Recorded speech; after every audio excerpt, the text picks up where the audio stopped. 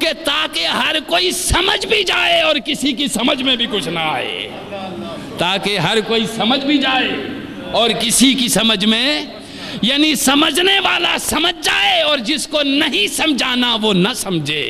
فرمایا قرب کی انتہائی منزلیں تھی، اور یہ قرب وہ تھا کہ جہاں پروردگار عالم نے اس قرب سے مراد انتہائے قرب ہے، اور اس کو معراج کہتے ہیں۔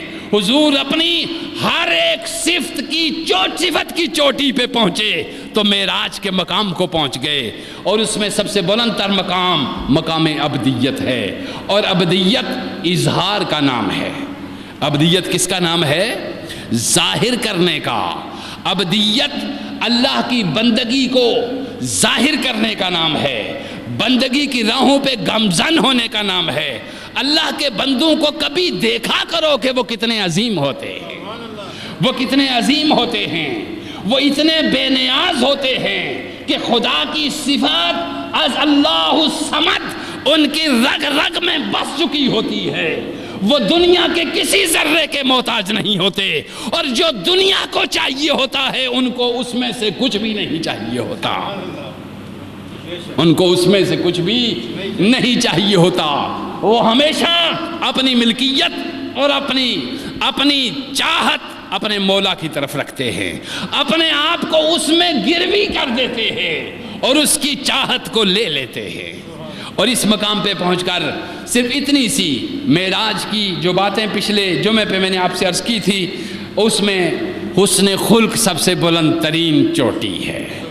خلق میں انسان کی صحت کا راز بھی موجود ہے، اور حسن خلق میں انسانی قوت کا راز بھی موجود ہے، اور حسن خلق ہی میں انسان کی قرب کا راز بھی موجود ہے، اور انسانی خلق ہی میں معراج کا راز بھی موجود ہے۔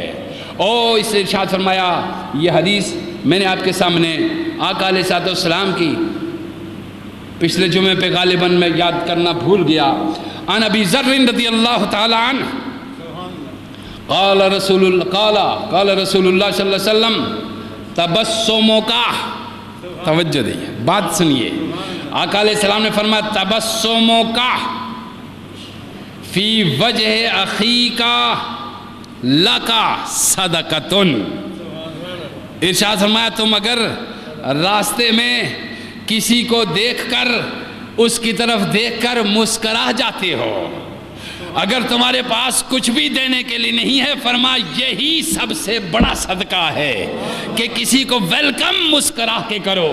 یہ دیکھیے، یہ حضور علیہ الصلوۃ والسلام، یہ مقام معراج کی بلندیوں پہ پہنچنے کے بعد حاصل ہوتا ہے، یعنی یہی تمہاری معراج ہے۔ وہاں پہ حضور پروردگار عالم کے سامنے جب پہنچے، سبحان اللہ، آقا دو جہاں صلی اللہ علیہ وسلم کی تبسم کی حد کیا تھی، سبحان اللہ، ما اجملکا ما احسنکا ما اکملکا۔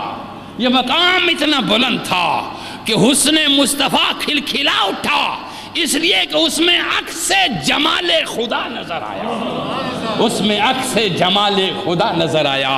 ارشاد فرما، قال رسول اللہ تبسموں کا فی وجہ اخیکا لکا صدقتن۔ اپنے کسی جاننے والے، کسی دوست، کسی عزیز، کسی پڑوسی، کسی انسان کے سامنے جب اس کو آتے ہوئے دیکھ کر تم مسکرا کے اس کو ملتے ہو، میرے آقا نے فرمایا یہ صدقہ ہے۔ یہ کیا ہے؟ اور فرمایا صدقہ تو رد البلا، صدقہ مصیبت کو ٹال دیتا ہے، صدقہ مصیبت کو ٹال دیتا ہے۔ یہ معراج یعنی بلندی پہ جب انسان پہنچتا ہے، اس سے پھر گفتگو کے اس طرح کے پھول جڑتے ہیں، اس کی گفتگو یوں ہی پھولوں کی ایک مہک ہوتی ہے، اس کے الفاظ محبت کے دریا اس میں موجزن ہوتے ہیں، محبت کے سمندر اس میں موجزن ہوتے ہیں۔ وہ بولتا جاتا ہے کہ دنیا کے کانوں میں رس گھولتا جاتا ہے، وہ بولتا چلا جاتا ہے کہ دنیا پستی سے بلندی حاصل کرتی جاتی ہے۔ اس کے بولنے میں ایک ایسی میگنیٹک، ایک ایسی مقناطیسی طاقت پیدا ہو جاتی ہے کہ بولنے والا مکے میں بولے، صہیب روم سے کھچا ہوا آ جاتا ہے، بولنے والا مکے میں بولے، بلال حبش سے کھینچا ہوا آ جاتا ہے، وہاں نہ کوئی قوم رہتی ہے، نہ رنگ رہتا ہے، نہ نسل رہتی ہے، نہ کوئی اور شے رہتی ہے، کالے ہوں کہ گورے، نیلے ہوں کہ پیلے، اعلیٰ ہوں کہ ادنا، چھوٹے ہوں کہ بڑے، ہر کوئی ایک ہی صف میں کھڑے ہو گئے، محمود و ایاز، نہ کوئی بندہ رہا نہ کوئی بندہ نواز۔ یہ میرے محبوب کی معراج کی عظمت ہے، یہ اس معراج سے جو تحفے لائے حضور، اس نے دیکھا کہ میرا رب بولتا کس طرح ہے، میرے حبیب نے وہی بولنا سیکھ لیا۔ میرا رب بولا کس طرح ہے، یہ محبوب کے بول اللہ کے بتائے ہوئے بول ہیں، یہ محبوب کا تبسم اللہ کا بتایا ہوا تبسم ہے، محبوب اسی طرح مسکراتے ہیں جس طرح خدا مسکراتا ہے، یہ مسکراہٹ خدا کو محبوب کو خدا کی دی ہوئی تحفہ ہے۔ فرما تم بھی آپس میں مسکراؤ، تم بھی آپس میں ایک دوسرے کو دیکھ کر مسکرایا کرو، مسکرانے سے معلوم ہو جائے گا، مسکرانے سے معلوم ہو جائے گا کہ یہ پیار کی لذتیں اندر رکھنے والا ہے، یہ امن والا ہے، یہ بھائی چارے والا ہے، یہ محبت والا ہے، یہ رحم دل ہے، یہ پیار کرنے والا ہے۔ فرمایا یہ صدقہ ہو جائے گا، تم صبح اگر اٹھ کر مسکراتے ہوئے ماں کو ملتے ہو سب سے بڑا صدقہ ہے، باپ کو ملتے ہو سب سے بڑا صدقہ ہے، پڑوسیوں کو ملتے ہو صدقہ ہے۔ یہ ہے معراج پہ جانے والے کی گفتگو کے وہ گلدستے جو وہاں سے تحفے میں ملے، اور جہاں جن کی جیسی حالت تھی جیسا وہاں دیکھا وہیں آ کے بیان کیا، وہی آ کے بیان کیا۔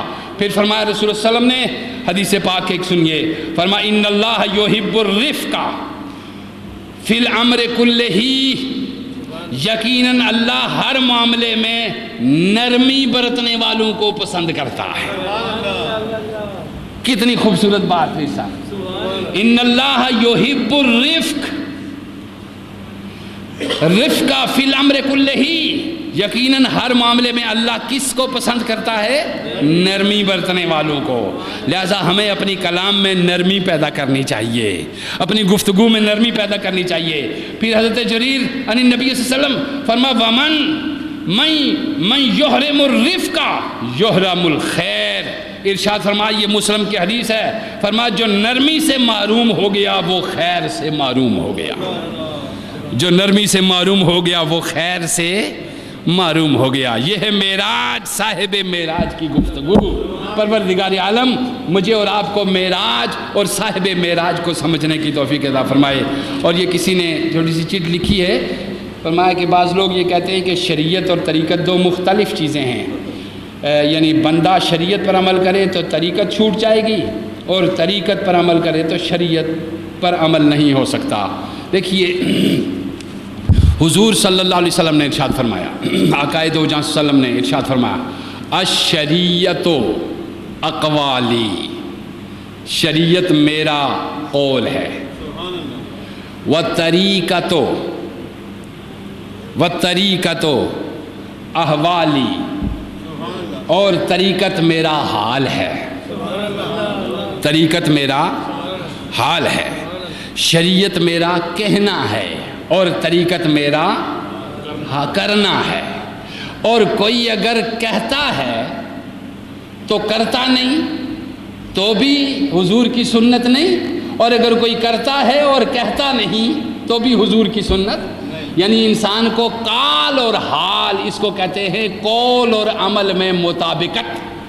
اور یہ دونوں چیزیں جب ملتی ہیں، دونوں چیزیں جب ملتی ہیں، یعنی حال اور قال جب یہ ملتے ہیں تو اسی کو کہتے ہیں معرفت، اسی کو کیا کہتے ہیں؟ معرفت۔ اور جو طریقت اور شریعت کے جھگڑے میں لگے رہتے ہیں، نہ ایسے شریعت والے کو شریعت ملتی ہے نہ ایسے طریقت والے کو طریقت ملتی ہے۔ شریعت اور طریقت الگ الگ کوئی چیز نہیں۔ شریعت یوں سمجھیے کہ یہ کیا ہے،